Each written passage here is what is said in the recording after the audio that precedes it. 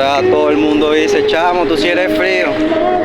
Y no es que sea frío, es que entendí que el silencio es reconfortante y que la distancia también alivia. Y yo eso no lo sabía antes.